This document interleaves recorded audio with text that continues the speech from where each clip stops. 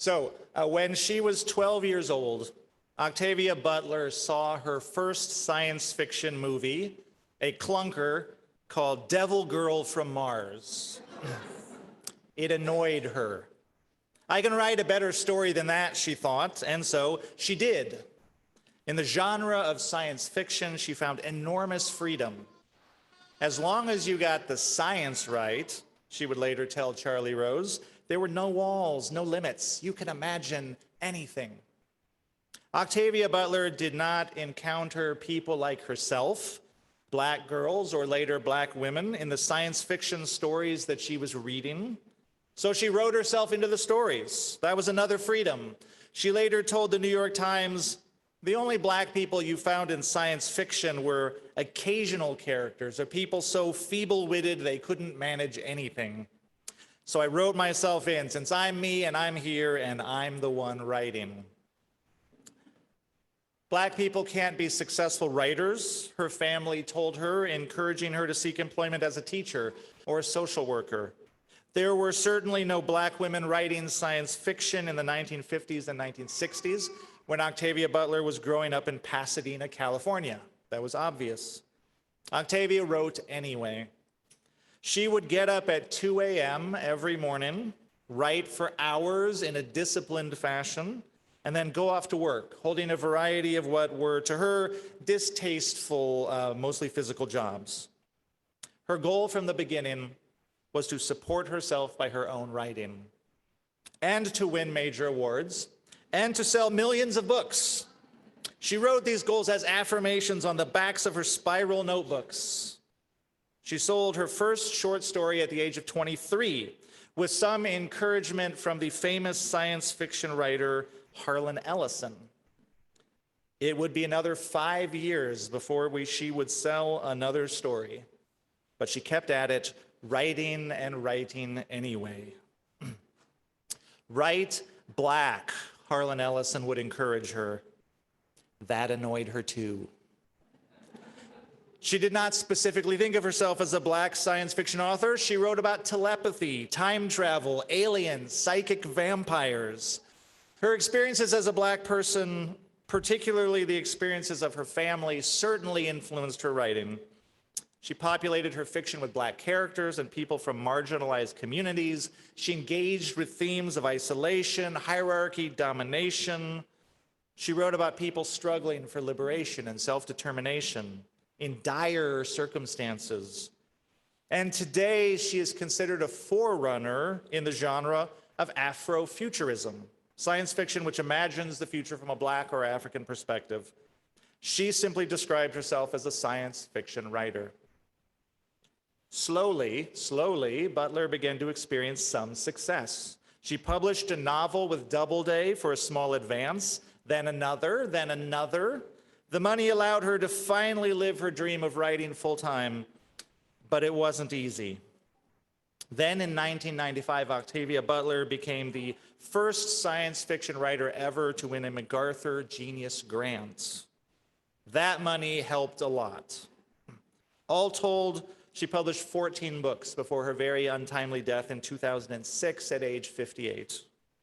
She achieved her dreams of recognition. In her lifetime, she won 2 Hugo Awards and 2 Nebula Awards, the highest honors for science fiction writing.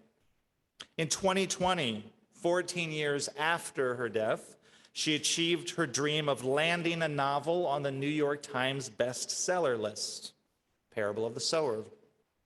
Today, Octavia Butler's books have sold in the millions, another checkmark on her dream list.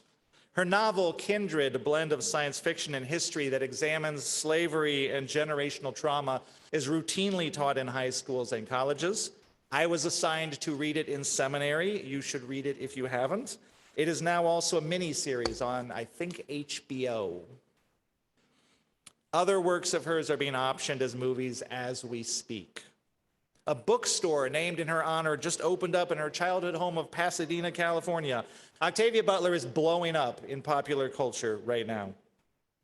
But she has also been, for some time, deeply influencing a generation of writers, artists, activists, even theologians, many of whom, it turns out, are also influential within Unitarian Universalist circles. And so if you want to understand the future shape of Unitarian Universalism, I encourage you to get familiar with the name and the works of Octavia Butler. Octavia Butler was not a Unitarian Universalist. She was raised Baptist, but became an atheist or an agnostic at a young age. She says she needed evidence and proof for the claims that were being presented to her, and she didn't find any for the religion of her upbringing. But she was always grateful for her Baptist upbringing, she would say, for the moral foundation it gave her. But she rejected its vision of God, substituting a humanist vision grounded in science and ethics. And in this way, Chris Coleman, in an article called "Her Eyes Weren't Watching God," points out that Butler was in the lineage of black humanist thinkers like James Baldwin, W.E.B. Du Bois, Zora Neale Hurston, Langston Hughes. But Butler did not reject the importance of religion. And unlike many science fiction writers, she incorporated religion into her fiction. Religion probably kept my ancestors alive, she would say. She told Charlie Rose in an interview, all societies have religions. Religion is a tool. Religion in the abstract, she would say, meaning by religion some broad shared goal, is what allows societies to hold together, to accomplish goals, whether it is building the pyramids or going to outer space. In a 2000 interview, Octavia Butler discussed what she called the myths we live by, consciously or unconsciously. She said there are a number of myths we live by. For instance, the myth of away, as in I'll throw it away. Where's that? There's no such place. It's going somewhere. Or the myth of my little bit won't hurt. Or the obvious myths of bigger is better and more is better. We have all these myths, she said, and we believe in them without even recognizing that they're there. We just act on them, and that's liable to be our downfall. And so in one of her most influential novels, The Parable of the Sower, the one that is on the New York Times list, Butler's heroine invents a new religion with a new vision of God for the purpose of saving humanity. The Parable of the Sower is set in a dystopian near future, in America in the year 2024, in which climate change, the product of those unconscious myths we live by, has led to almost total societal collapse, poverty, violence, economic exploitation, and authoritarianism. In the novel, the hero, a young girl, writes, perhaps autobiographically, "At least 3 years ago, my father's God stopped being my God. At least 3 years ago, my father's God stopped being my God. My God has another name," she said. And she continues in the novel, "A lot of people believe in a big daddy God or a big cop God or a big king God. They believe in a kind of super person. A few believe God is another word for nature. Some say God is a spirit or a force. Ask 7 people what all of that means and you'll get 7 different answers."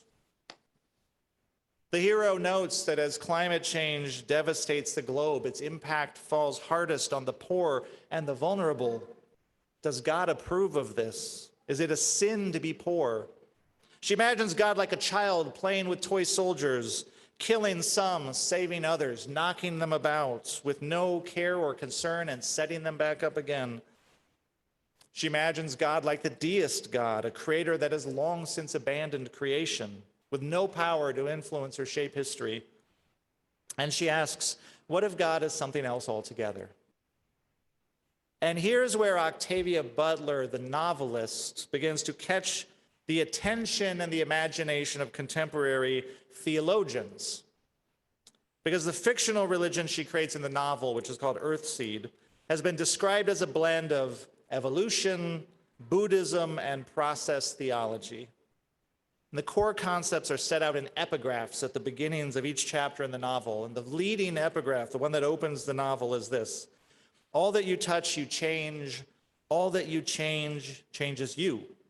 The only lasting truth is change. God is change." Monica Coleman is a contemporary womanist theologian, an African-American theologian, who writes from the perspective of process theology. And she has a video series called Octavia Tried to Tell Us, where she explores the intersection of Octavia Butler's thought and process theology.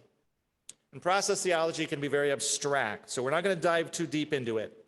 But in essence, it is a way of understanding the world that replaces being with becoming. The fundamental idea behind process theology is that everything that is in a state of change and becoming. This includes the universe, it includes us. In this focus on change and impermanence, it's a little bit like Buddhism, but process theology does not identify change and impermanence as a source of suffering like Buddhism does. Instead, it identifies change with newness, with creativity and possibility. It identifies change with hope. And in the process theology understanding of God, God is not a who, maybe not even a what. God is like that which invites us into this process of becoming. And God is the becoming. God is an agent of change that constantly introduces newness into the universe.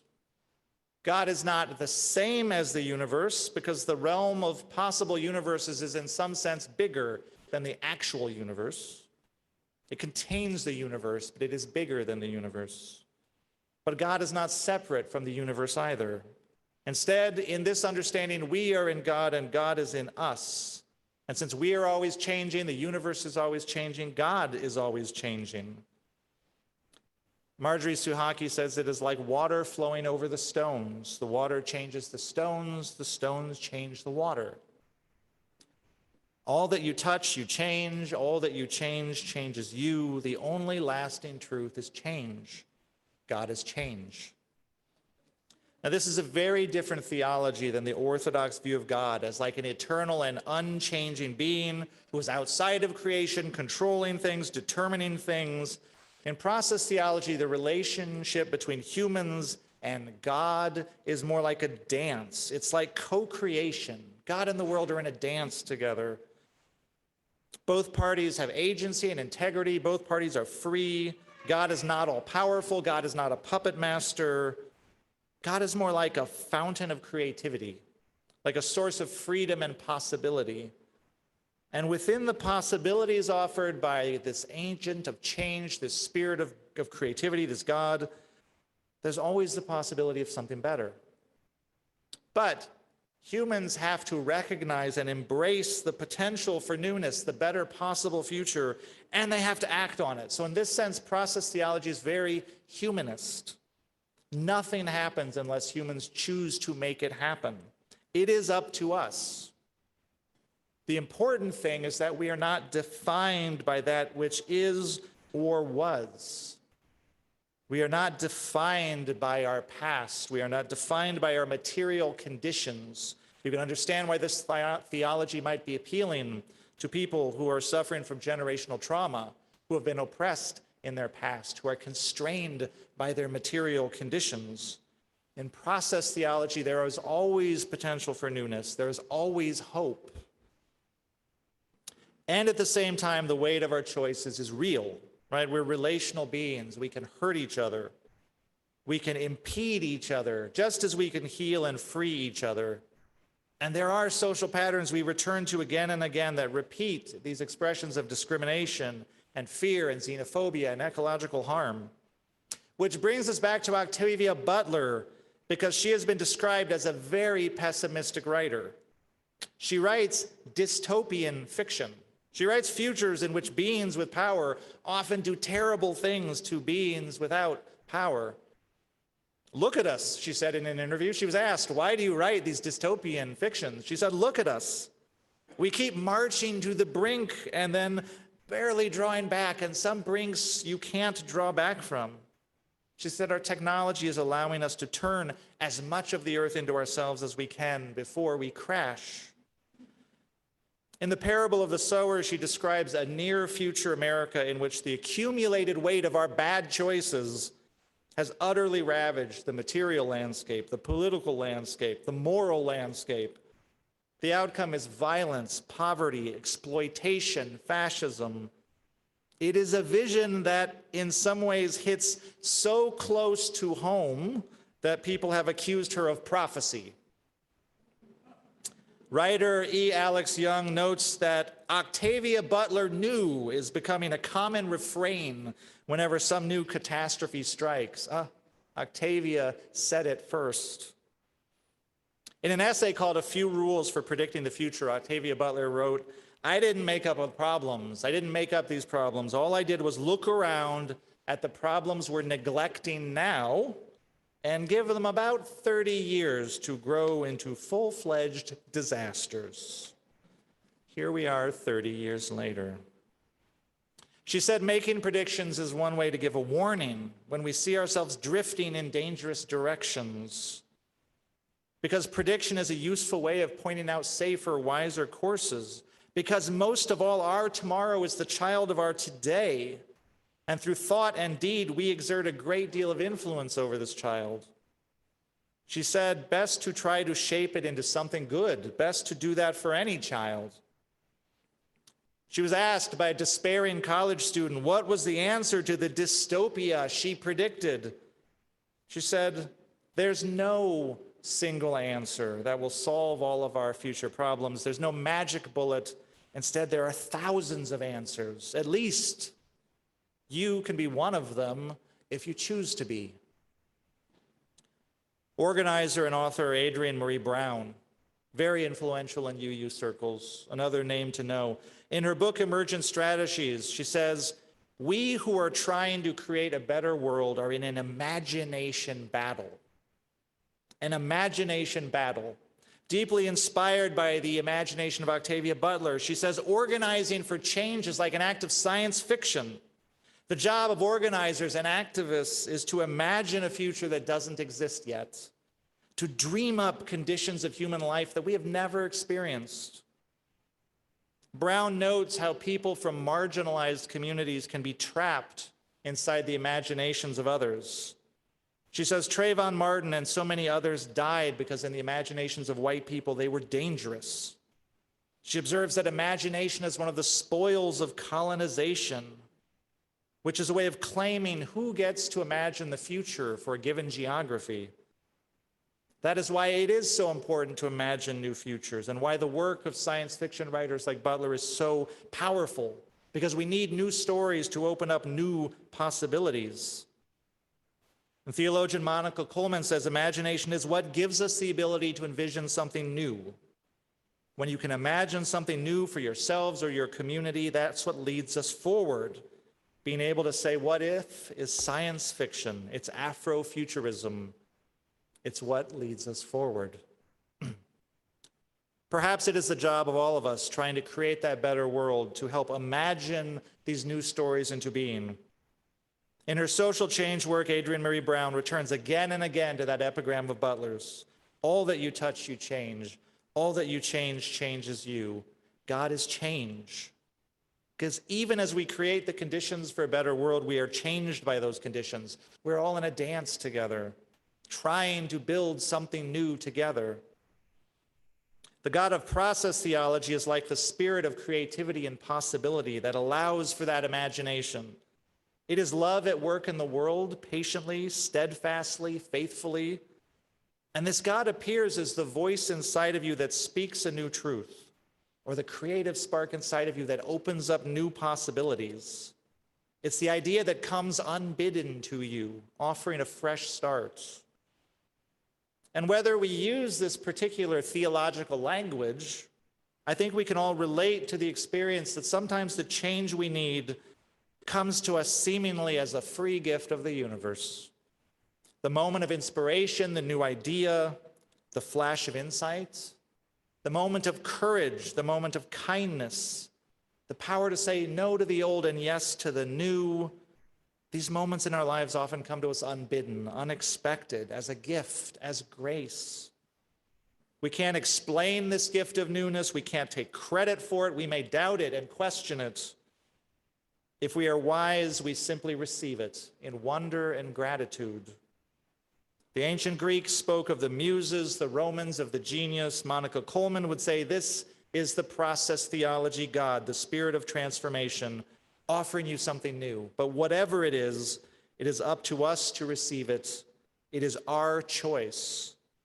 And in the dance between the offering and the receiving, there is hope. As Octavia Butler wrote as an epigram for her final work, which she never finished, there is nothing new under the sun, but there are new suns. May it be so, and amen.